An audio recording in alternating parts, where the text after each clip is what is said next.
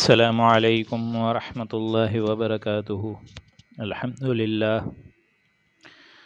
للہ نحمده ونستعینه ونستغفره ونؤمن به ونتوکل علیہ ونعوذ باللہ من شرور انفسنا ومن سیئات اعمالنا من يهده اللہ فلا مضل له ومن يضلله فلا هادی له ونشهد أن لا إله إلا الله وحده لا شريك له ونشهد أن محمدا عبده ورسوله أما بعد أعوذ بالله من الشيطان الرجيم بسم الله الرحمن الرحيم ولقد نادانا نوح فلنعم المجيبون ونجيناه وأهله من الكرب العظيم وجعلنا ذريته هم الباقين وتركنا عليه في الآخرين سلام على نوح في العالمين إنا كذلك نجزي المحسنين رب اشرح لي صدري ويسر لي امري واحلل عقدة من لساني يفقهوا قولي اللهم انك عفو كريم تحب العفو فاعف عنا اللهم لا تدع لنا في مقامنا هذا ذنبا الا غفرته ولا هما الا فرجته ولا كربا الا نفسته ولا ديما الا قضيته ولا مريضا الا شفيته ولا ميتا الا رحمته برحمتك يا عزيز ويا غفار آمين يا رب العالمين۔ سامعین محترم، اب ہم سورہ صافات کا تیسرا رکوع پڑھنے جا رہے ہیں، اور آج انشاءاللہ العزیز تیسرا، چوتھا اور پانچواں رکوع ملا کر ہمیں سورہ مبارک کا اختتام فرمائیں گے، اور کل سے سورہ صاد انشاءاللہ پڑھیں گے۔ قصص النبیین کا جو سلسلہ چل رہا تھا، یوں سمجھیے کہ اس سے قبل ایک بریف سا ایک نقشہ اللہ تعالیٰ کی طرف سے آ گیا آیت نمبر 70-71 میں، کہ ہم نے بھیجے ڈر سنانے والے مختلف قوموں میں اپنے پیغمبر، اپنے رسولوں کو بھیجا۔ اب آج کا جو رکوع ہے، اور بالخصوص تیسرا اور چوتھا اور پھر پانچواں رکوع بھی آئے گا، یہ گویا کہ اب اس سلسلے کی تکمیل ہو رہی ہے، اس قصص النبیین کے سلسلے کو اور کھولا جا رہا ہے کہ کیا حال ہوا حضرت نوح علیہ السلام کی قوم کا، حضرت ابراہیم علیہ السلام کی قوم کا بھی اس میں ذکر آئے گا، اسی طریقے سے دیگر اور قوموں کا بھی، پھر آخر میں قوم یونس کا بھی ذکر آئے گا، حضرت الیاس کا بھی ذکر آئے گا، اور بالآخر پانچویں رکوع میں حضور اکرم صلی اللہ علیہ وآلہ وسلم کی قوم کا بھی ذکر آئے گا۔ تو گویا جیسے میں نے عرض کیا کہ یہ جو قصص النبیین کا سلسلہ ہے، اس کا اب اختتامی کڑی جو ہے وہ اب آپ کو آخری پاروں میں نظر آئے گی۔ ایک بات اور کہ یہاں دیکھیں گے آپ کہ ہر سلسلہ جو شروع ہوتا ہے قرآن مجید کی کسی بھی صورت کا، اکثر و بیشتر مکیات کا، جو مکی صورتیں ہیں، اس میں آپ نے ایک بات نوٹ کری ہوگی کہ ابتدا بھی حضور اکرم صلی اللہ علیہ وآلہ وسلم کی باتوں سے ہو رہی ہے، اور انتہا بھی حضور اکرم صلی اللہ علیہ وآلہ وسلم کی باتوں پر ہو رہی ہے۔ تو اصل قرآن مجید خود گویا کہ ایک منہ بولتا ثبوت ہے حضور اکرم صلی اللہ علیہ وآلہ وسلم کی رسالت کا۔ جس طرح ہم لوگ پڑھ چکے ہیں یاسین والقرآن الحکیم انک لمن المرسلین، کہ گواہ ہے یہ قرآن مجید ہے یاسین، اے حضور اکرم صلی اللہ علیہ وآلہ وسلم، کہ آپ اللہ کے رسول ہیں۔ تو یہی انداز اب دیکھیں، پچھلی قوموں کا ذکر پہلے آ رہا ہے، اور پھر اینڈ میں جا کے حضور اکرم صلی اللہ علیہ وآلہ وسلم کو کچھ اہم ہدایات اللہ کی طرف سے بھی آپ کو نظر آئیں گی وہ۔ تو اب ہم بسم اللہ کرنے جا رہے ہیں۔ اعوذ باللہ من الشیطان الرجیم۔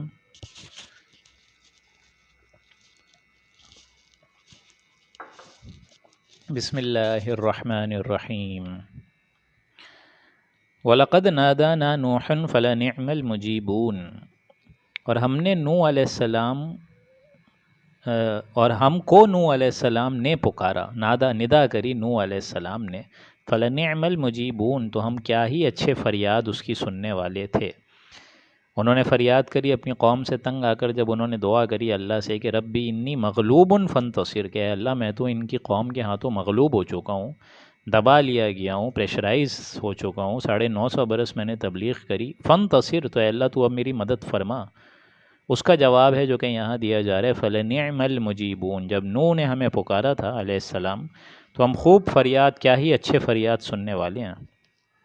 وَنَجَّيْنَاهُ وَأَهْلَهُ مِنَ الْكَرْبِ الْعَظِيمِ، اور ہم نے ان کو اور ان کے اہل کو، ان کے گھرانے کو، تبع تابعین کو اس بڑے بھاری غم سے بھی نجات دی ہم نے۔ کرب عظیم، کرب عظیم ایک تو یہ بھی تھا کہ 950 برس ایک شخص اللہ کی دعوت دے رہا ہے، اللہ کی طرف انسانوں کو بلا رہے، توحید کے راستے پہ گامزن کرنے کی حد الامکان کوشش کر رہا ہے، اور قوم اس کو ہنسی اور مذاق میں ہی لے کے بیٹھی ہوئی ہے۔ تو اس میں آئینہ ہے در حقیقت مکے والوں کے لیے کہ تم لوگ بھی آج 10 اور 12 سال میں ہی تم لوگ جو ہے گھبرا گئے ہو ان مشرکین سے، تو ذرا اندازہ لگاؤ کہ ہمارے اس عظیم انسان حضرت نوح علیہ السلام کا کہ کس قدر ضیق میں آئی ہوئی تھی اس بندے کی جان، کیا حال ہوا تھا اس بندے کا۔ 950 برس جس بندے نے اللہ کی طرف بلایا اور قوم نے یہ حشر کرا ہے، تو تمہیں تو ابھی سے 10 سے 12 سال ہوئے ہیں۔ اور یہی معاملہ یہاں حضور اکرم صلی اللہ علیہ وآلہ وسلم کا بھی تھا کہ جو قوم تلی ہوئی تھی ان پر کہ معجزہ دکھائیں، معجزہ دکھائیں، آپ کہتے ہیں کہ آپ اللہ کی نبوت کا آپ دعویٰ کر رہے ہیں اور بے شک آپ اللہ کے رسول ہونے کا دعویٰ کر رہے ہیں، تو آپ معجزہ کیوں نہیں دکھاتے؟ کوئی حصی معجزہ جو معجزہ حضرت موسیٰ اور حضرت عیسیٰ کو دیا گیا، آپ کیوں نہیں دکھاتے؟ اور یہاں اللہ کا فیصلہ ہے کہ ہم کچھ بھی نہیں دکھائیں گے۔ قرآن در حقیقت اصل معجزہ ہے، جو انسان کو اس پر آنا ہے آ جائے گا، خود ہی جو ہدایت کا طالب ہوگا آ جائے گا۔ اب اندازہ لگائیں کہ ان دو شخصیات کی کس قدر ضیق میں جان مبارک تھی، بالخصوص حضور اکرم صلی اللہ علیہ وآلہ وسلم کی۔ تو یہ بھی ایک طریقے سے کرب عظیم تھا۔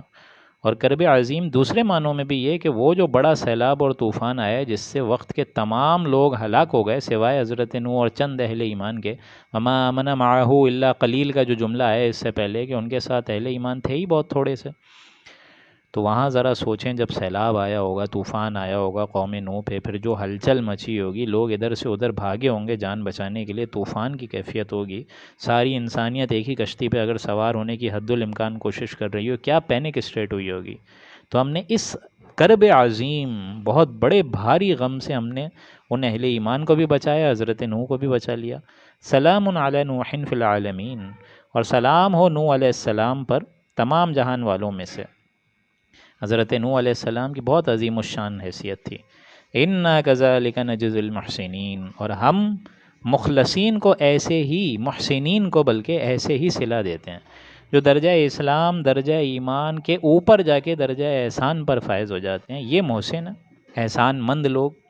اِنَّهُ مِنْ عِبَادِنَا الْمُؤْمِنِينَ، کہ بے شک وہ ہمارے ایماندار بندوں میں سے تھے، اہل ایمان اور ایمان کی تقوی کی روش رکھتے تھے وہ۔ ثُمَّ أَغْرَقْنَا الْآخَرِينَ، پھر ہم نے دوسرے لوگوں کو یعنی جو کافر تھے ان سب کو غرق کر دیا۔ حضرت نوح علیہ السلام کے سامنے ان کا جو بیٹا ہے ایک جو کہ کافر تھا، نہیں آ سکا اس بستی میں، اس کشتی میں سوار نہیں ہو سکا، اسی پرانی بستی میں رہ گیا جس پر عذاب کا کوڑا آیا ہے، حالانکہ حضرت نوح علیہ السلام نے بلایا بھی، لیکن پھر بھی ثم اغرقنا الاخرین، باقی سب کو تو ہم نے ایک دم ملیا میٹ کر دیا، غرق کر دیا۔ وَإِنَّ مِن شِيعَتِهِ لَإِبْرَاهِيمَ، اور نوح علیہ السلام کے طریقے والوں میں بھی ابراہیم بھی تھے، انہی کی نسل میں۔ اب آپ لوگوں کو معلوم ہے کہ انہی کی اولاد کو اللہ تعالیٰ نے ایک طریقے سے باقی رکھا ہے۔ یہاں آپ الفاظ دیکھیں، ثم اغرقنا الاخرین وَإِنَّ مِن شِيعَتِهِ لَإِبْرَاهِيمَ، انہی کے طریقے والوں میں سے بھی حضرت ابراہیم تھے۔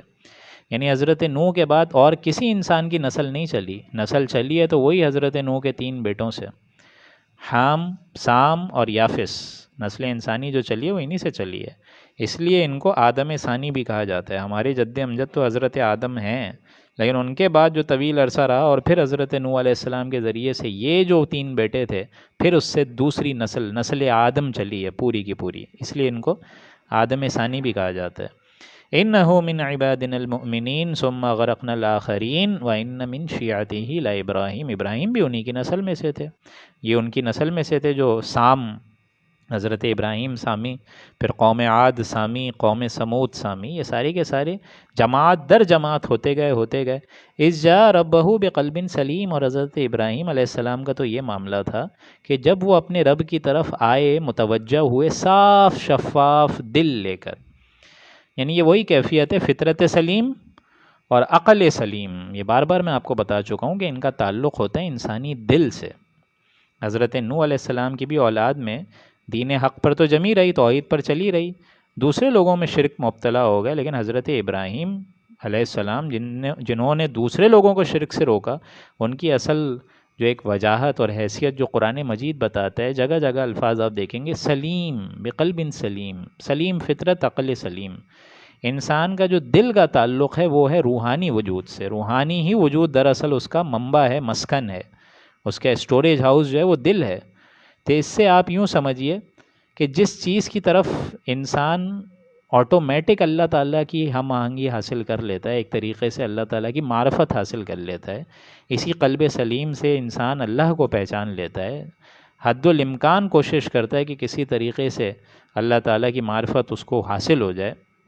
اور یہی وجہ ہے کہ ایک بنیادی انسان اگر جس کے اندر قلب سلیم اور فطرت سلیم ہو تو وہ کچھ بنیادی حقائق تک پہنچ جاتا ہے اور بے ساختہ بول دیتا ہے الحمدللہ رب العالمین، جس سے قرآن مجید آغاز ہوتا ہے الرحمن الرحیم مالک یوم الدین ایاک نعبد و ایاک نستعین، کہ ہم تیری عبادت کرتے ہیں، ہمیں نہیں پتہ راستہ، ہم تجھی سے تلاش کرتے ہیں راستہ، تجھی سے مانگتے ہیں، تو اب ہمیں رہنمائی سکھا اور دکھا اہدنا الصراط المستقیم.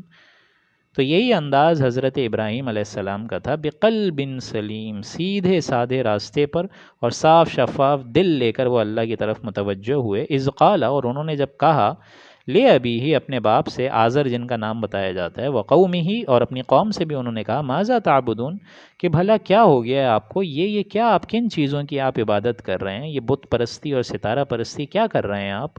افکا آلہۃ دون اللہ تریدون، کیا آپ جھوٹ موٹ کے معبودوں کو اللہ کے سوا چاہتے ہیں. دیکھیں یہ تریدون کا الفاظ آ گئے یہاں پہ، یعنی یہ بت جن کو آپ نے گڑھا ہوا ہے، آپ ان کے محبوب بنے ہوئے ہیں، آپ ان کے مطلوب بنے ہوئے ہیں.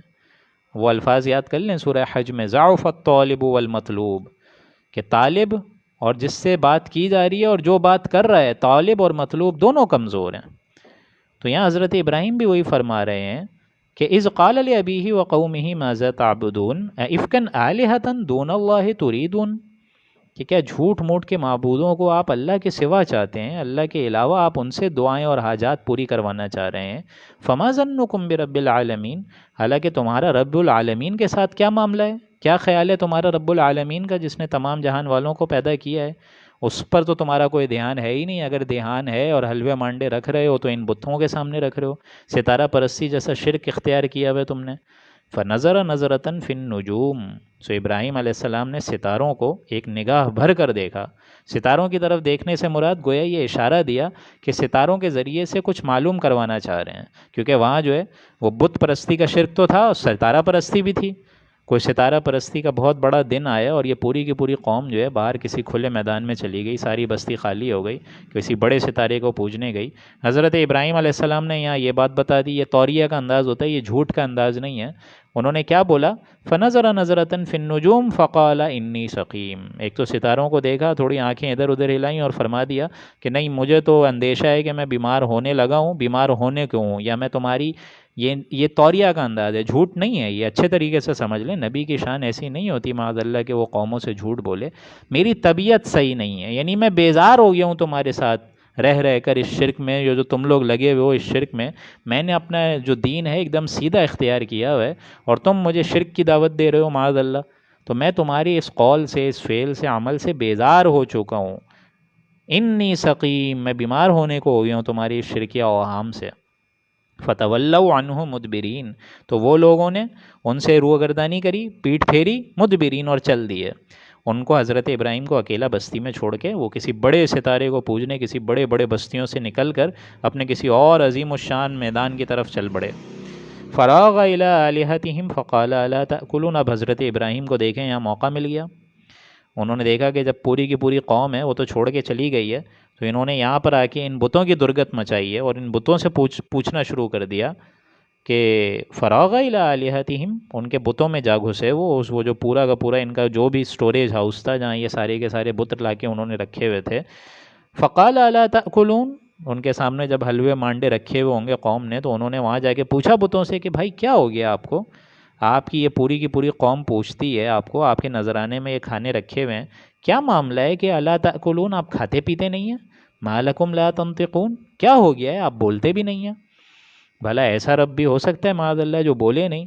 تو آپ کو کیا ہو گیا، آپ بات کیوں نہیں کر رہے ہیں، آپ کے سامنے یہ حلوے مانڈے رکھے ہیں، آپ کھا کیوں نہیں رہے ہیں، پی کیوں نہیں رہے ہیں، تناول کیوں نہیں فرما رہے ہیں. فراغ علیہم ضربا بالیمین، پھر غصے میں آ کے پوری قوت کے ساتھ جا پڑے اور مارنے لگے. بالیمین، دائنے ہاتھ سے ان پورے کے پورے بتوں کی درگت مچا دی، چورا چورا کر دیا قوت کے ساتھ. اور ایک بڑے بت کو چھوڑ دیا، اور اپنا جو کلہاڑی بھی تھی جو جن سے پوری بتوں کی درگت مچائی تھی، وہ بھی اس بڑے بت کے سر پر لٹکا دی، گردن پر لٹکا دی کہ اسی نے یہ حرکت کری، اگر قوم آئے گی تو میں کہوں گا اسی نے کری ہے، تاکہ ان کو اپنے اندر روگردانی، اپنے اندر گریبان میں جھانکنے کا ان کو موقع ملے، اپنے اندر جو ہے غوطہ زنی کرنے کی ایک اہمیت کا اندازہ ہو ان کو کہ یہ ہم ان سے پوچھتے تھے، یہ تو بات بھی نہیں کر سکتے ہیں۔ اور وہاں لٹکانے سے مراد یہ بھی تھی کہ پوری قوم کو بھی اندازہ ہو جائے کہ آلہ واردات بھی اسی سے برآمد ہوا ہے، تو اسی نے حرکت کری ہے، پھر یہ قوم جو ہے اس سے پوچھے گی۔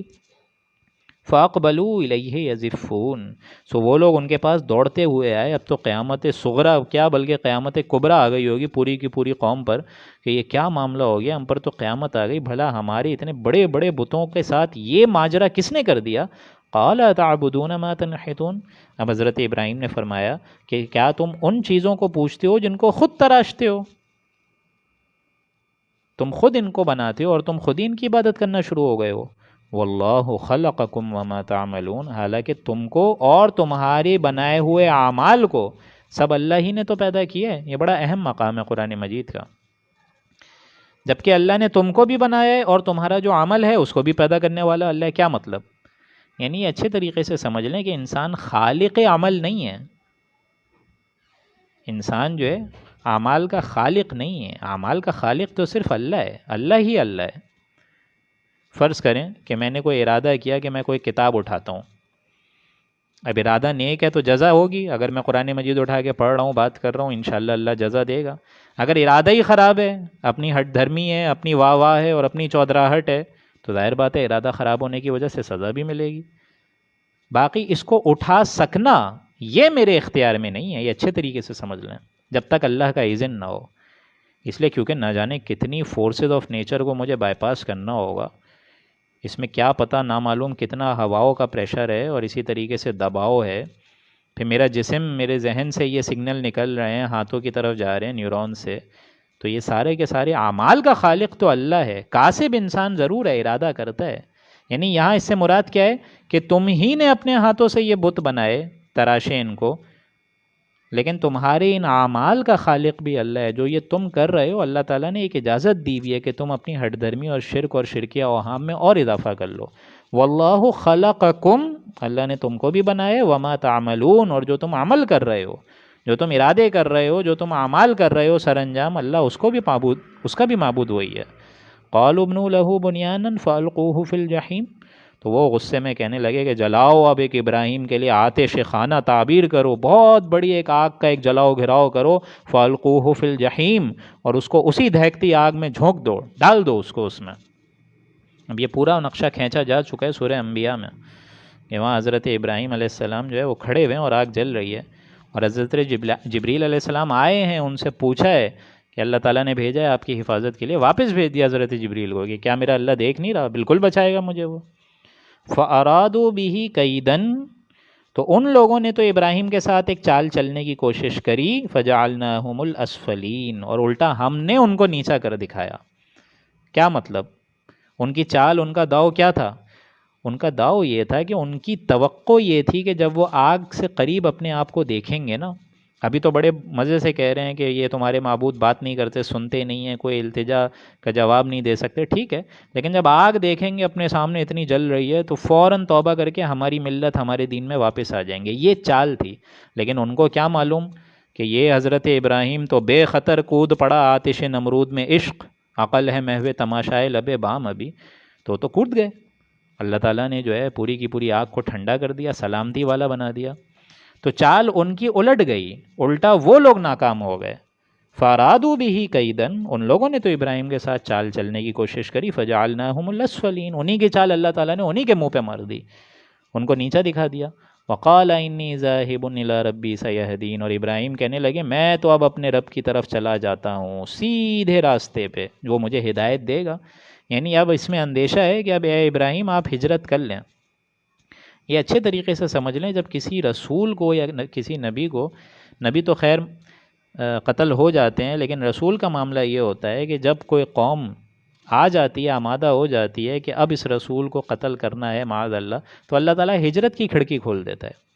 اب یہاں دیکھیں اندیشہ ہو گیا ہے حضرت ابراہیم علیہ السلام کو، یہ قوم جو ہے اب میری دشمن ہو چکی ہے، تو اللہ تعالیٰ نے فلسطین کی طرف رہنمائی فرما دی، ہجرت فرما دی ان کی۔ رب حب لی من الصالحین، اور پھر حضرت ابراہیم علیہ السلام نے دعا کری کہ اے رب میرے، مجھ کو ایک نیک اولاد عطا فرما، فبشرناہ بغلام حلیم، سو ہم نے ان کو ایک حلیم المزاج فرزند کی بشارت دی جس کا نام کیا ہے؟ حضرت اسماعیل۔ یہ اچھے طریقے سے سمجھ لیں، یہ قرآن مجید کا بہت اہم مقام ہے، آیت نمبر 101، اور ایک دم ہم یوں سمجھیے کہ ایک دم مڈ میں ہے سورت کے۔ دو ہی ہستیاں ہیں دوستوں، دو ہی شخصیات ہیں جن کے لیے قرآن مجید حلیم کا لفظ استعمال کرتا ہے، حالانکہ حلیم اللہ کے لیے استعمال ہوتا ہے۔ اللہ کے بعد دو اشخاص کے لیے اللہ نے یہ حلیم کا لفظ استعمال کرا ہے، ایک حضرت ابراہیم اور دوسرے حضرت اسماعیل۔ اور اس سے بھی اوپر آپ دیکھیں گے ایک اور الفاظ آئے ہیں، علیم، فبشرناہ بغلام علیم، یہ بھی الفاظ آپ لوگ پڑھ چکے ہیں۔ حضرت اسحاق کے لیے لفظ آئے علیم، کہ ایک میں حلم زیادہ ہے، حلمت زیادہ ہے، وہ ہیں حضرت اسماعیل، اور ایک میں علم زیادہ ہے، معلومات زیادہ ہیں، وہ ہیں حضرت اسحاق۔ تو یہاں دیکھیں اللہ تعالیٰ نے ایک تو فرزند کی بشارت دے دی جو کہ بغلام حلیم، حلم ہوگا، اور یہ حلم کیوں تھا ان میں، یہ بھی آگے جا کے ان کا جو واقعہ ہے قربانی کا اس سے آپ کو اندازہ ہوگا کہ یہ حلم کیا تھا۔ فلما بلغ معه السعی، سو جب وہ لڑکا ایسی عمر کو پہنچا، حضرت اسماعیل علیہ السلام ایسی عمر کو پہنچے، السعی، کہ جب وہ باپ کے ساتھ چلنے پھرنے لگا، محفلوں میں جانے لگا، انگلی پکڑ کے چلنے لگا۔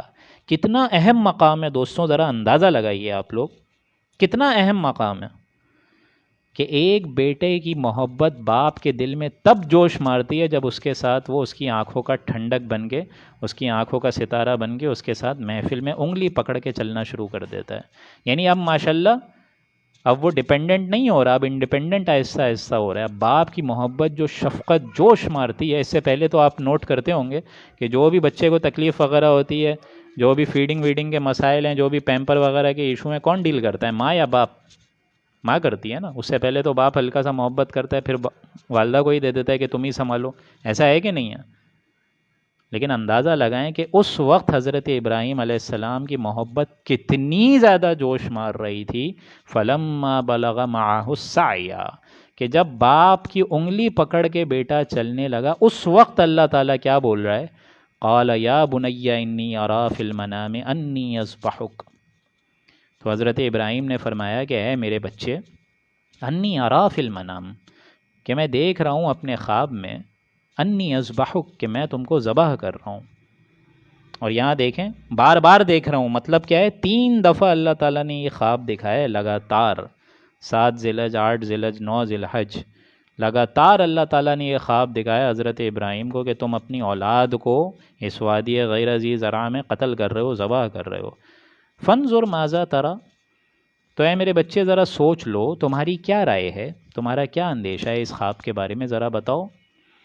اب ایک اولاد تو وہ بھی ہوتی ہے نا، وہ اس طریقے کا بھیانک اگر خواب سوچے تو وہ کیا بولے گی کہ اللہ، اے اللہ کے نبی، آپ کیا کیسی باتیں کر رہے ہیں، آپ مجھے ذبح، میں آپ کی وہ اولاد جو کہ 83 برس آپ نے دعائیں مانگ مانگ کر مجھے آیا ہے، ایک ایسا بیٹا ملا ہے، اس سے پہلے آپ جو ہے آپ کی کوئی اولاد نہیں، ایسی عمر پر پہنچ کر اور اوپر سے اب آپ کے ساتھ میں محفل میں جا سکتا ہوں، بول سکتے تھے نا۔ 3 دن خواب آئیں اور حضرت اسماعیل علیہ السلام نے کیا بات بولی، یہ اس سے ان کا حلم دیکھیں، اندازہ ہوگا آپ کو۔ قال یا ابت افعل ما تؤمر، انہوں نے اسٹریٹ فارورڈ کہا کہ اے ابا جان، جو آپ کو حکم ہوا ہے کر گزریے۔ یہ حلم ہے، تبھی دیکھیں قرآن مجید نے حلیم کا لفظ استعمال فرمایا۔ ان کو معلوم تھا کہ میرے باپ نبی ہیں اللہ کے، ان کا خواب من گھڑت نہیں ہے، ان کا خواب جو ہے وہ شیطان کی طرف سے نہیں آ رہا، یہ خواب سچا ہے۔ اولاد بھی بول سکتی ہے نا، ذرا سوچیے خواب سچا ہے کہ نہیں ہے، شیطان تو نہیں دکھا رہا معاذ اللہ، لیکن صاف صاف انداز میں کیا بولا؟ افعل ما تؤمر، جو کرنا چاہیں آپ کر دیں، جس چیز کا آپ کو حکم ہو رہا ہے خواب میں آپ کر گزریے۔ ستجدنی انشاءاللہ من الصابرین، اور یقیناً انشاءاللہ اے اللہ کے نبی حضرت ابراہیم علیہ السلام، اے میرے ابا جان، آپ مجھ کو صابر پائیں گے، صابر۔ حضرت اسماعیل نے اپنا کرتا بھی اتار کر دے دیا تھا کہ یہ میری اماں جان کو آپ دے دیجئے گا، اس کو دیکھ کر میری جدائی کا جو غم ہے وہ برداشت کرنے میں ان کو آسانی ہوگی، زیادہ روئیں گی نہیں، وہ اللہ تعالیٰ ان کے دل کو مطمئن کر دے گا۔ فلما اسلم وتلہ للجبین، تو جب دونوں کے دونوں رضامند ہو گئے اور اپنا سر تسلیم خم کر دیا، اللہ کی اطاعت کو قبول کر دیا، وَتَلَّهُ لِلْجَبِينِ، اور باپ نے بیٹے کو ذبح کرنے کے لیے گردن کے بل لٹا دیا، یعنی گردن جو ہے اوپر ہے اور جو چہرہ ہے وہ نیچے ہے، یعنی اگر کاٹ رہے ہیں تو گدی سے کاٹ رہے ہیں۔ اندازہ لگائیے کہ اسماعیل علیہ السلام کو پیشانی کے بل لٹایا ہوا ہے تاکہ چہرہ سامنے نہ آ جائے بچے کا، اور بار بار چھری چلائی ہے، بار بار اس کو تیز کرے، گدی پر چلائی ہے، چہرہ دیکھ کر بیٹے کی محبت اللہ کے حکم کے درمیان نہ آ جائے، 3 دفعہ چھری تیز کر کر کے چلائی ہے۔ حضرت ابراہیم کو ہرگز علم نہیں تھا کہ اللہ میرے اس بیٹے کو بچا لے گا، ہرگز نہیں تھا۔ قاتل کو اگر آپ لے کر جائیں سولی پہ لٹکانے کے لیے، کتنا مشکل کام ہے۔ اگر قاتل کو معلوم ہو کہ اس نے مرنے والا ہے، اور کتنی ایک اس کے اندر خیالات آئیں گے موت کے۔ حضرت ابراہیم علیہ السلام کو ہرگز یہ علم نہیں تھا کہ وہ اپنے بچے کو محفوظ پائیں گے اللہ کے حکم سے۔ فَلَمَّا أَسْلَمَ وَتَلَّهُ لِلْجَبِينِ، دونوں جب رضا مند ہو گئے، تسلیم کر لیا، اور باپ نے بیٹے کو ذبح کرنے کے لیے کروٹ پر لٹا دیا۔ وَنَادَيْنَاهُ أَن يَا إِبْرَاهِيمُ، ہم نے پھر آواز دی، اے ابراہیم، قد صدقت الرؤیا، کہ تم نے اپنے خواب کو سچا کر دیا، تم نے اپنے خواب کو اے ابراہیم سچا کر دیا۔ اللہ کو تیرا بیٹا تجھ سے ذبح نہیں کروانا، یہ امتحان تھا۔ اس بیٹے نے کیسے ذبح ہو جانا ہے، اس کی نسل میں تو اس نبی نے آنا ہے جو کہ پوری دنیا کا نقشہ پلٹ کے رکھ دے گا۔ اس کی نسل میں تو احمد مجتبیٰ سرکار دو عالم کو آنا ہے، حضرت محمد مصطفیٰ صلی اللہ علیہ وآلہ وسلم، جس کے ذریعے سے، جن کے دست مبارک سے ایک عظیم الشان انقلاب آئے گا۔ یہ بیٹا نا یہ بیٹا قتل نہیں ہو سکتا۔ قد صدقت الرؤیا، اللہ تعالیٰ نے بتا دیا کہ تو نے اے ابراہیم خواب سچا کر دیا۔ اِنَّا كَذَلِكَ نَجْزِي الْمُحْسِنِينَ، کہ اسی طریقے سے ہم بدلہ دیتے ہیں احسان رکھنے والوں کو، جو کہ احسان کی روش رکھتے ہیں ان کو ہم اسی طریقے سے بدلہ دیتے ہیں۔ یعنی یہ عظیم الشان اللہ تعالیٰ کی طرف سے امتحان تھا، کہ امتحان لینے والا یہ خود کہہ رہا ہے کہ اے میرے امتحان زدہ انسان، اے میرے بندے، یہ بہت سخت امتحان تھا، یہ آخری آزمائش تھی، کہ وہ جو شاباش ہوتی ہے کہ ممتحن خود آپ کی تعریف کرے کہ میں نے بہت سخت امتحان لیا تھا۔ ایک باپ جو کہ 83 برس دعائیں مانگ کے اپنے اس اولاد کو حاصل کر رہا ہے اللہ سے، اور ایک اللہ کے حکم پہ قربان کرنے لے چلا، یہ ہے محبت، یہ ہے عافیت اللہ کی طرف سے۔ اس کو کہتے ہیں لا محبوب الا اللہ، لا مطلوب الا اللہ، لا مقصود الا اللہ، یہ ہے اصل محبت۔ اسی وجہ سے تو 2000 فرشتوں، 2000 انبیاء، 2 سے 4000 انبیاء کے جو باپ ہیں وہ حضرت ابراہیم ہیں۔ یہ امامت ایسے تو نہیں بنتی نا، ایسے تو نہیں ملتی۔ فَلَمَّا أَسْلَمَ وَتَلَّهُ لِلْجَبِينِ وَنَادَيْنَاهُ أَن يَا إِبْرَاهِيمُ قَدْ صَدَّقْتَ الرُّؤْيَا، سچا کر دیا ہے میرے بندے تو نے اپنا خواب۔ إِنَّا كَذَلِكَ نَجْزِي الْمُحْسِنِينَ، اور یقیناً ہم مخلصین اور محسنین کو ایسے ہی جزا دیتے ہیں۔ إِنَّ هَذَا لَهُوَ الْبَلَاءُ الْمُبِينُ، اور واقعتاً یہ تو بہت بڑی امتحان تھی، بہت بڑی آزمائش تھی، تمہارے لیے سب سے کڑا امتحان یہی تھا۔ وَفَدَيْنَاهُ بِذِبْحٍ عَظِيمٍ، اور ہم نے ان کا ایک بڑا ذبیح اس کے عوض دے دیا۔ جنت سے مینڈا آیا ہے جس کو حضرت جبریل لے کر آئے اور وہ قربان ہوا ہے۔ اور اسی وجہ سے یہ جو تکبیر تشریق پڑھی جاتی ہے، اللہ اکبر لا الہ الا اللہ اللہ اکبر وللہ الحمد، اسی وجہ سے پڑھی جاتی ہے کہ کہا یہ جاتا ہے کہ یہ 3 فرشتوں کا قول ہے۔ حضرت جبریل جو کہ دیکھ رہے ہیں یہ سارا کا سارا معاملہ، نقشہ دیکھ رہے ہیں آنے واحد میں کہ یہ بوڑھا شخص کیا چھری پھیر دے گا، اور حضرت ابراہیم علیہ السلام آسمان کی طرف دیکھ کر کہتے ہیں کہ اللہ تعالیٰ تو کیا سمجھتا ہے، میرے دل میں صرف بیٹے کی محبت ہے؟ نہیں، میرے دل میں آج بھی تو بسا ہوا ہے، بس چھری پھیر دی، یہ ہے محبت۔ لیکن اللہ تعالیٰ کا دیکھیں کیا حکم ہوا کہ اسی بیٹے کے نیچے اللہ تعالیٰ ذبح عظیم لے کر آ گیا، وہی جنت کا مینڈا لے کر آ گیا، اور یہی وہ یاد ہے جو آج تک نسل آدم میں چلتی آ رہی ہے۔ حج ہوتا ہے تو یہ قربانی، لوگ پاکستان، انڈیا، افغانستان کہیں پہ بھی ہوں گے یہ قربانی اب دینی ہے۔ پورا حج ہے کیا؟ پورا کا پورا حج ایک طریقے سے یاد ہے نا اللہ کی۔ صفا مروہ میں حضرت ابراہیم بی بی ہاجرہ کا واقعہ ہے، پھر اسی طریقے سے طواف ہو رہا ہے تو رسول اللہ کا بھی طواف کیے کہ یادیں پوری ہو رہی ہیں، ذبح ہو رہا ہے وہاں پہ ذبح، اسی طریقے سے قربانی ہو رہی ہے، سر منڈوایا جا رہی ہے، سب یادیں ہیں۔ اللہ تعالیٰ کا بہترین ترین جو سفر ہوتا ہے اللہ تعالیٰ کی راہ میں جو انسان کرتا ہے جہاد کے بعد، وہ میں سمجھتا ہوں حج ہے۔ Journey of a life time اگر آپ لوگ کو اللہ تعالیٰ توفیق دے آپ لوگ کریے جا کے. انسان کا واحد ایسا سفر ہے کہ اللہ تعالیٰ اس کو اپنی اوقات یاد دلاتے ہیں اس سفر میں. وَتَرَكْنَا عَلَيْهِ فِي الْآخِرِينَ، اور ہم نے پیچھے آنے والوں میں ان کے لیے ایک قصہ رہنمائی چھوڑ دیا، خیر کا معاملہ چھوڑ دیا. سلام علی ابراہیم، سلامتی ہو ابراہیم علیہ السلام پر. کذالک نجزی المحسنین، اور ہم بدلہ دیتے ہیں، صلہ دیتے ہیں اپنے محسنین بندوں کو. انہ من عبادنا المؤمنین، کہ بے شک وہ بڑے ہمارے ایماندار بندوں میں سے تھا. وبشرناہ باسحاق نبیا من الصالحین، اور ہم نے ایک انعام اور بھی کیا کہ اس کو اسحاق کی بشارت دی، وہ بھی نبی تھا اور نیک بختوں میں سے تھا. وبارکنا علیہ وعلی اسحاق، اور ہم نے ابراہیم پر اور اسحاق پر بھی برکتیں نازل فرمائی تھیں، ان کے درمیان عافیت رکھی تھی، ان کا معاملہ جو ہے برکت سے ہم نے نوازا ہوا تھا. ومن ذریتہما، اور ان کی جو نسلیں چلی ہیں اس میں بھی ہم نے برکت رکھی تھی.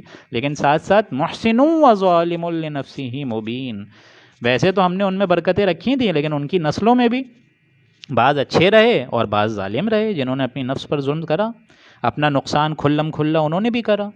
ابتدا تو سب کے سب توحید پر ہی چلے، لیکن آہستہ آہستہ وہی شرکیہ اوہام پہ نسلیں چلتی رہیں. وَلَقَدْ مَنَنَّا عَلَى مُوسَىٰ وَهَارُونَ، اور ہم نے موسیٰ اور ہارون پر بھی احسان فرمایا تھا. وَنَجَّيْنَاهُمَا وَقَوْمَهُمَا مِنَ الْكَرْبِ الْعَظِيمِ، اور ہم نے ان دونوں کو اور ان کی قوم کو ایک بہت بڑے غم سے نجات دی تھی. سب سے بڑا غم تو یہ تھا کہ فرعون ان کو جو ہے تنگ کیے جا رہا تھا. تو ہم نے جو ہے ان کے سامنے ان کے دشمن کو غرق کرا، فرعون کو سمندر کے بیچ میں لا کے. وَنَصَرْنَاهُمْ فَكَانُوا هُمُ الْغَالِبِينَ، اور ہم نے ان سب کی فرعون کے مقابلے میں مدد کی، سو یہی لوگ پھر غالب ہوئے. سارا کا سارا معاملہ جب تلپٹ ہو گیا تو غالب کون ہوئے؟ سارے کے سارے یہ بنی اسرائیلی ہوئے. وَآتَيْنَاهُمَ الْكِتَابَ الْمُسْتَبِينَ، اور ہم نے ان دونوں کو واضح کتاب بھی دی تھی، تورات دی تھی، لکھی ہوئی تختوں پر دی تھی، حضرت ہارون کو اور حضرت موسیٰ کو. وَهَدَيْنَاهُمَ الصِّرَاطَ الْمُسْتَقِيمَ، اور ہم نے ان دونوں کو سیدھے راستے پر قائم رکھا تھا، توحید کی اشارہ پر گامزن کرا تھا. وَتَرَكْنَا عَلَيْهِمَا فِي الْآخِرِينَ، اور ہم نے ان دونوں کے لیے پیچھے آنے والے لوگوں میں بھی باتیں سلامتی والی رکھی تھیں، ان کی نسل میں بھی خیر و برکت اور عافیت رکھی تھی. سلام علی موسیٰ و ہارون، اور سلامتی ہو، رحمتیں ہوں، برکت ہو موسیٰ پر بھی اور ہارون علیہ السلام پر بھی. انا کذالک نجزی المحسنین، اور یقیناً اسی طریقے سے صلہ ہم دیتے ہیں اپنے محسنین بندوں کو. انہما من عبادنا المؤمنین، بے شک وہ دونوں ہمارے بڑے کامل اور ایماندار شخصیت تھے، بڑے ایماندار بندے تھے. وَإِنَّ إِلْيَاسَ لَمِنَ الْمُرْسَلِينَ، اور اسی طریقے سے الیاس بھی بنی اسرائیل کے پیغمبروں میں سے تھے. یہ حضرت الیاس کون ہے؟ یہ حضرت ہارون کی نسل میں سے ہیں. ان کی قوم جو ہے وہ بعل نامی بت کو پوجا کرتی تھی. بعل تو ایک بت پرستی ان کی بھی قوم میں تھی روا دوا. تو اس کو دیکھیں اب یہاں لے کر آئے کہ انا کذالک نجزی المحسنین انہما من عبادنا المؤمنین وان الیاس لمن المرسلین. اسی طریقے سے الیاس بنی اسرائیل کے پیغمبروں میں سے تھے، حضرت ہارون کی نسل میں سے وہ بھی پھر اٹھے اپنی قوم پہ. اذ قال لقومہ، جب کہا انہوں نے اپنی قوم سے، حضرت الیاس نے اپنی قوم سے مکالمہ کرا، الا تتقون، کہ کیا اللہ سے ڈرتے نہیں ہو، تقوی حاصل نہیں کرتے ہو، سیدھی راہ پر نہیں چلتے ہو، اللہ کا خوف حاصل نہیں کرتے ہو. اتدعون بعلا وتذرون احسن الخالقین، اور کیا تم بعل کو پوچھتے ہو، بعل نامی بت کے آگے سر کو جھکاتے ہو، سجدہ کرتے ہو. وتذرون احسن الخالقین، اور اس کو چھوڑ بیٹھے ہو جو سب سے بڑھ کر بنانے والا ہے، سب سے اعلیٰ تخلیق کرنے والا اللہ ہے. اور وہ کون ہے؟ اللہ ربکم و رب آبائکم الاولین، وہ اللہ ہے، وہ معبود برحق ہے، تمہارا بھی رب ہے اور تمہارے اگلے باپ داداؤں کا بھی وہی رب تھا، وہی رب ہے، وہی رب رہے گا، اس پر کبھی موت نہیں آئے گی. فکذبوہ، سو ان لوگوں نے اس کو جھٹلایا، حضرت الیاس کی نافرمانی کری. فإنہم لمحضرون، سو وہ لوگ پکڑ کر ہمارے پاس آ گئے، عذاب جہنم میں حاضر کر دیے گئے، ہتھکڑیاں پہنا کر حاضر ہو گئے وہ لوگ پکڑ کر. الا عباد اللہ المخلصین، مگر جو کہ اللہ کے خاص بندے ہیں، جن کو اللہ ہی چن لے. اللہ تعالیٰ نے اس وقت بھی اہل ایمان اور حضرت الیاس کو چن لیا، وہ بچ گئے. رسولوں کا معاملہ یہی ہوتا ہے، رسولوں کو اللہ تعالیٰ بچا لیتا ہے، نبی پھر بھی نہیں بچا جاتا. نبی کو تو یہ لوگ قتل بھی کر چکے ہیں، حضرت یحییٰ، حضرت زکریا نبی تھے، قتل کر دیے گئے، شہید کر دیے گئے. لیکن رسولوں کا معاملہ یہ نہیں ہوتا. الا عباد اللہ المخلصین، مگر جو لوگ اللہ کے خالص بندے تھے اللہ نے پھر بچایا. وترکنا علیہ فی الآخرین، اور ہم نے الیاس کے لیے پیچھے آنے والوں میں بھی لوگوں میں باتیں سلامتی کے لیے رکھ دیں. سلامتی کے ساتھ اس کا ذکر ہوتا ہے ان کی قوم میں اور نسل میں، ان کی پروجنی میں. سلام علی الیاسین، اور الیاسین پر بھی آل یاسین پر بھی سلام ہو، رحمتیں ہوں، برکتیں ہوں۔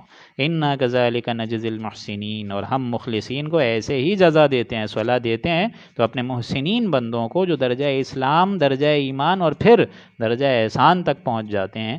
انہ من عبادنا المؤمنین، اور وہ ہمارے کامل ایماندار بندوں میں سے تھے۔ وَإِنَّ لُوطًا لَمِنَ الْمُرْسَلِينَ، اور بے شک لوط علیہ السلام بھی پیغمبروں میں سے تھے۔ اِذْ نَجَّيْنَاهُ وَأَهْلَهُ أَجْمَعِينَ، جبکہ ہم نے ان کو اور ان کے گھر والوں کو سب کو نجات دی۔ اب دیکھیں یہ جو اہل کا لفظ آئے قرآن مجید میں، اس طریقے سے گمان ہوتا ہے کہ ان کا بہت بڑا خاندان تھا، اہلہ اجمعین، کہ بہت بڑا خاندان تھا جس کو اللہ نے بچا لیا۔ لیکن تورات سے اب ہمیں معلوم ہوتا ہے کہ ان کی 2 ہی بیٹیاں تھیں جو حضرت لوط علیہ السلام کے ساتھ بچا لی گئیں، سوائے وہ جو بڑھیا تھی وہ بھی پیچھے رہ گئی، جو ان کی بیوی تھی اس کو بھی اللہ تعالیٰ نے عذاب میں ہلاک کر دیا تھا۔ اللہ عجوزاً فی الغابرین، مگر اس بڑھیا کے جو رہ گئی پیچھے رہ جانے والوں میں، یعنی اس پر بھی عذاب کا کوڑا برسا ہے۔ ثم دمرنا الآخرین، پھر ہم نے ان سب کو ہلاک کر دیا۔ وَإِنَّكُمْ لَتَمُرُّونَ عَلَيْهِمْ مُصْبِحِينَ، اور اسی طریقے سے ان کے جو دریا ہیں اور جو ان کے مطلب دریا سے مراد مطلب یہاں پر وہ جو ان کے مسکن ہیں، ان کے جو دیار ہیں اور مساکن ہیں جہاں وہ رہتے ہیں، وَإِنَّكُمْ لَتَمُرُّونَ عَلَيْهِمْ مُصْبِحِينَ، جہاں وہ رہتے تھے اس وقت تم بھی جاتے ہو صبح کے وقت، یعنی تم جو اپنے تجارتی قافلے لے کر جاتے ہو مکے والے، سرزمین شام کی طرف جاتے ہو اور ادھر سے فلسطین جاتے ہو، تو یہ جو ٹریڈنگ لنک ہے تمہارے سامنے ان کے وہ مسکن نظر آتے ہیں، دیار نظر آتے ہیں، علیہم مصبحین، تم صبح کے وقت جاتے ہو، عبرت حاصل نہیں کرتے ہو کہ کیا انجام ہم نے ان کا کرا۔ وباللیل، اور رات کو بھی تمہارا وہاں سے گزر ہوتا ہے۔ افلا تعقلون، کیا تمہیں عقل نہیں ہوتی، ہوش نہیں لاتا تم کو اللہ تعالیٰ کی طرف سے کوئی اتنا بڑا ایک قوم پر ایسا عذاب آیا تھا تو تمہارے اندر ہوش کے ناخن نہیں آتے، تمہارے اندر کوئی آثار اس طرح ڈیولپ نہیں ہوتے؟ ان کے آثار تو باقاعدہ ڈسکور ہو چکے ہیں، ڈیڈ سی کے اندر ان کے بڑے بڑے آثار موجود ہیں کہ یہاں کبھی صدوم اور عمورہ کی بستیاں یہاں واقع ہوتی تھیں۔ تو یہ قرآن مجید نے الفاظ استعمال کرے ہیں۔ اسی طریقے سے ایک وقت آ جائے گا کہ حضرت نوح علیہ السلام کی کشتی بھی مکمل طریقے سے ڈسکور ہو جائے گی، ابھی بھی اس کے کچھ باقیات ڈسکور ہوئے ہیں۔ ایک وقت آ جائے گا کہ وہ ایک واضح نشانی بن کر دنیا کے سامنے اور لوگوں کے سامنے نظر آئے گی۔ تو قرآن مجید کی تو ہر پیشن گوئی ایک وقت میں پوری ہو کے رہے گی۔ وَإِنَّكُمْ لَتَمُرُّونَ عَلَيْهِمْ مُصْبِحِينَ وَبِاللَّيْلِ أَفَلَا تَعْقِلُونَ، اے انسانوں کیا دیکھتے نہیں ہو، غور فکر سے کام نہیں لیتے ہو کہ کیا انجام ہوا تھا ان بڑی بڑی ہستیوں کا۔ وَإِنَّ يُونُسَ لَمِنَ الْمُرْسَلِينَ، اور بے شک یونس علیہ السلام بھی اپنے پیغمبروں میں سے تھے۔ دیکھیں مرسلین، رسول جو ہے وہ بچا لیا جاتا ہے، اور یہی وجہ ہوئی کہ ان رسول کا کیا معاملہ ہوا ہے کہ ہم پڑھ چکے ہیں حضرت یونس کے بارے میں سورہ یونس میں باقاعدہ، اذ ذہب مغاضبا، کہ جب وہ اپنی قوم سے حمیت حق کی وجہ سے، کہ اللہ تعالیٰ کی فرما برداری کی وجہ سے، اور بالخصوص قوم کو جب انہوں نے دیکھا کہ وہ شرک پر آمادہ ہوئے ہوئے ہیں تو قوم سے غصے کی وجہ سے وہ نکل گئے، حالانکہ حمیت حق کی وجہ سے ان کے اندر دل میں ایمان موجود ہے اور تھا کہ یہ ایمان نہیں لا رہی قوم، تو اب یہ ان کا کیا حشر ہوگا، غصے میں آ کے وہ نکل گئے اپنی قوم کو چھوڑ کر۔ بس ایک سہو ہو گیا، ایک غلطی کہہ لیجیے ہو گئی کہ اللہ کی طرف سے کوئی ایکسکلوزو پرمیشن ابھی نہیں آئی تھی اور وہ حمیت حق کی وجہ سے وہاں سے نکل گئے۔ یہی وجہ ہے کہ سیرت نبوی میں ہمیں یہ قصہ نظر آتا ہے کہ تمام لوگوں کو اللہ کے نبی نے آگے بھجوا دیا تھا مدینہ کی طرف ہجرت کر کے کہ تم لوگ چلے جاؤ، صرف حضور اور حضرت ابو بکر اینڈ تک مطمئن رہے اس بات پر کہ اللہ کا جب حکم ہوگا تب نکلیں گے۔ حالانکہ حضرت ابو بکر نے اونٹنیوں کو ایک دم تر و تازہ کر کے رکھا ہوا تھا، چارہ وارہ دے کے پانی وانی پلا کے ایک دم فرما رکھا ہوا تھا کہ یہاں اللہ کا حکم ہو اور ہم نکلیں۔ لیکن حضرت محمد مصطفیٰ انتظار فرماتے تھے کہ اللہ کی طرف سے کوئی ایکسکلوزو پرمیشن ہے۔ لیکن بہرحال یہ وقت کی بات ہوتی ہے۔ آپ لوگ کو معلوم ہے کہ کسی بڑی سے بڑی شخصیت سے اگر چھوٹی سی بھی خطا ہو جائے تو وہ اللہ کے نزدیک دیکھیں کتنی بڑی ہو کر ثابت ہوتی ہے کہ جن کے رتبے ہیں سوا ان کی سوا مشکل ہے۔ ہوا یہ کہ یہ نکل گئے اپنی قوم کو چھوڑ کر، اور ہوا کیا پھر، اذ ابق الی الفلک المشحون، جب بھاگ کر بھری ہوئی کشتی کے پاس جب وہ پہنچے، فساہما فکان من المدحضین، سو یونس بھی شریک ہو گئے قرعہ میں، تو یہی ملزم ٹھہرے۔ کیا مطلب اس کا، وہ بیٹھے اس کشتی میں، اچانک جو ہے وہ کشتی کا وزن زیادہ ہو گیا، ڈولنے لگی کشتی، یا کوئی طوفان جیسی کوئی کیفیت آ گئی جس میں یہ ڈیسائیڈ ہوا پوری کی پوری کشتی کے مسافروں میں کہ ہم قرآن اندازی کرتے ہیں اور جس کا نام آئے گا ہم لوگ اس کو اٹھا کر اس عین سمندر کے گڑھ میں پھینک دیں گے، اور ظاہر بات ہے اس سے کشتی کا بوجھ بھی ہلکا ہو جائے گا اور یہ کشتی ساحل تک پہنچ جائے گی۔ تو یہاں جب ان کی قرآن دازی ہوئی من المدحضین، تو اس میں نام آ گیا ان کا حضرت یونس علیہ السلام کا. فَالْتَقَمَهُ الْحُوتُ وَهُوَ مُلِيمٌ، پھر ان کو پھینک دیا جب ان کو سمندر کے اندر، ان کو مچھلی نے ثابت نگل لیا. وَهُوَ مُلِيمٌ، اور وہ اپنے آپ کو ملامت کر رہے تھے، افسوس کر رہے تھے، ان کے اندر احساس ندامت پیدا ہو رہی تھی. ایک بہت بڑی ویل نے ان کو نگل لیا. اب اللہ کی قدرت دیکھیں آپ کہ مچھلی کے اندر اندھیروں میں ہے لیکن زندہ رکھا ہوا ہے اللہ نے. اور انہوں نے وہاں وہ تسبیح پڑھی ہے، عظیم الشان تسبیح، لا الہ الا انت سبحانک انی کنت من الظالمین. آیت کریمہ ہے. جب زلزلے آتے ہیں، سیلاب آتے ہیں نا، تو یہ بڑی بڑی امتیں یہ دعا پڑھ کے اللہ تعالیٰ کی پناہ میں آتی ہیں، لا الہ الا انت سبحانک انی کنت من الظالمین. کوئی معبود اللہ کے علاوہ نہیں ہے اللہ، اور بے شک میں ہی ظالموں میں سے ہوں. انی کنت من الظالمین، میں نے گناہ کیا ہے. بڑے لوگوں کا معاملہ یہی ہوتا ہے دوستوں. دیکھیں چھوٹی سے چھوٹی اللہ تعالیٰ کی طرف جو ہوتی ہے چیزیں، وہ بڑی ہو کے ثابت ہو جاتی ہیں. تو ہوا کیا؟ فلولا انہ کان من المسبحین، سو اگر وہ ہمارا بندہ اس ٹائم تسبیح نہ کرتا، للبث فی بطنہ الی یوم یبعثون، تو قیامت تک، جب تک کہ وہ لوگ اٹھائے نہیں جائیں گے، تب تک وہ اس مچھلی کے پیٹ میں رہتا. یعنی ان کا باعث بعد الموت پھر مچھلی کے پیٹ سے ہی ہوتا، پھر وہیں سے ہی وہ اٹھتے روز قیامت. ذرا اندازہ لگائیے آپ. فَنَبَذْنَاهُ بِالْعَرَاءِ وَهُوَ سَقِيمٌ، سو ہم نے ان کو ایک کھلے میدان میں پھر ڈال دیا، اور اس وقت وہ مزمحل تھے، یعنی اس وقت جو ہے وہ بہت خستہ حالت میں تھے. ظاہر بات ہے اتنے عرصے مچھلی کے پیٹ میں رہیں، اب مچھلی نے اگل دیا ہے کسی کونے پہ ساحل پر، تو وہ جو مچھلی کے پیٹ کے جو ڈائجسٹیو انزائمز اور جوسز تھے، انہوں نے کیا اسکن پر تباہیاں مچائی ہوں گی، خراب کر دی ہوگی. لیکن اللہ تعالیٰ نے جب یہ حکم ہوا، اور یہ اس آیت کریمہ کے ورد سے اللہ تعالیٰ نے ان کو بچا لیا، اور جب یہ الٹے گئے اس ساحل کے کونے پر، تو پھر کیا ہوا؟ پھر وَأَنبَتْنَا عَلَيْهِ شَجَرَةً مِّن يَقْطِينٍ، اور ہم نے ان پر ایک بیلی کا جو درخت ہوتا ہے وہ بھی اگا دیا. یہ بیلی کا درخت جو کدو کا درخت ہوتا ہے، آپ کو معلوم ہے اس کی بیلیں جو ہیں وہ بڑی مضبوط اور گہنی ہوتی ہیں. اس طریقے سے اللہ تعالیٰ نے ایک جال بچھا دیا، اور یہیں سے ہی پھر عمدہ پھل بھی اسی میں سے ہی، آپ کو معلوم ہے یہ جو بیلی کا درخت ہے اس سے عمدہ پھل بھی نظر آ رہا ہوتا ہے لوگوں کو، اس سے وہ لوگ نکال لیتے ہیں. تو گویا اللہ نے ایسا درخت اگا دیا کہ جس میں کیڑے بھی نہیں لگ سکتے تھے، کوئی ایسا انسیکٹیسائڈ کا بھی انسیکٹس کا بھی معاملہ نہیں ہوتا تھا. ان کی حالت ویسے ہی خستہ تھی. پھر غذا کا سامان بھی اللہ نے دے دیا. اس درخت کے ذریعے سے اللہ نے سایہ بھی فراہم کر دیا. درخت بھی ایسا جس کی جڑیں جو ہیں مضبوط ہیں، کوئی انسیکٹس حملہ آور نہیں ہو سکتے. لہٰذا ہر طریقے سے اللہ نے انتظام کر دیا، سائے کا بھی، غذا کا بھی، اور حفاظت کا بھی، حضرت یونس علیہ السلام کے لیے. وَأَرْسَلْنَاهُ إِلَىٰ مِائَةِ أَلْفٍ أَوْ يَزِيدُونَ، اور ہم نے ان کو 1,00,000 یا اس سے بھی زیادہ آدمیوں کی طرف واپس پیغمبر بنا کر بھیجا.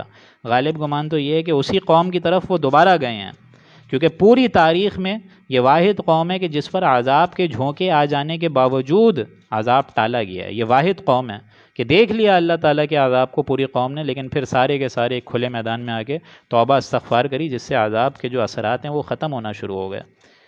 تو یہ واحد قوم ہے جس کی طرف واپس پھر بھیجا. وَيَزِيدُونَ، 1,00,000 آدمیوں سے بھی زیادہ کی طرف ایسی قوم تھی، اس کی طرف واپس یہ مامور ہو کر گئے. فَآمَنُوا فَمَتَّعْنَاهُمْ إِلَىٰ حِينٍ، پھر وہ لوگ ایمان لے آئے تو ہم نے ان کو ایک زمانے معدت تک ایک عیش کا سامان دیا، کھانے پینے کی، غذا کا ساز و سامان، سارے عیش و عشرت ان کے قدموں میں ڈال دیے. فَاسْتَفْتِهِمْ أَلِرَبِّكَ الْبَنَاتُ وَلَهُمُ الْبَنُونَ، سو ان لوگوں سے پوچھئے کہ کیا خدا کے لیے تو تم بیٹیاں قرار دے رہے ہو اور اپنے لیے بیٹے رکھ رہے ہو؟ یعنی اب رخ موڑ دیا گیا ہے مشرکین کی طرف، مشرکین مکہ کی طرف، کہ تم اپنی قوم کی طرف جب اس طریقے کا معاملہ رکھ رہے ہو، تو اگر تم تجویز کر ہی رہے ہو، اللہ کی اولاد رکھ ہی رہے ہو، تو بیٹیاں رکھ رہے ہو، اور اپنے لیے تم نے بڑے شان و شوکت سے بیٹے تجویز کیے ہوئے ہیں. تو یہ ظلم، اس طریقے کا ظلم تمہارے اندر کہ اللہ کی اولاد تم، اور اگر اولاد کر بھی رہے ہو تو بیٹیاں تجویز کر رہے ہو. ام خلقنا الملائکۃ اناسا وہم شاہدون، ہاں کیا ہم نے فرشتوں کو عورت بنایا ہے اور وہ ان کے بننے کے وقت کیا دیکھ رہے تھے، وہ خود گواہ تھے؟ کیا بھلا ہم نے ان کو اپنی اولاد بنایا؟ اللہ تعالیٰ غصے کے انداز میں بول رہا ہے کہ کیا فرشتوں کو عورت بنایا ہم نے؟ الا انہم من افکہم لیقولون، آگاہ ہو جاؤ، اچھے طریقے سے کان کھول کے سن لو کہ وہ لوگ اپنی سخن تراشی سے یہ کہتے ہیں، جھوٹ بول رہے ہیں. بیسیکلی یہ اپنے خیالوں میں باتیں کر رہے ہیں، یہ ان کے زبان منہ جو ہے وہ جھوٹ بول رہے ہیں. ولد اللہ، کہ نعوذ باللہ اللہ نے اولاد رکھی ہے، معاذ اللہ.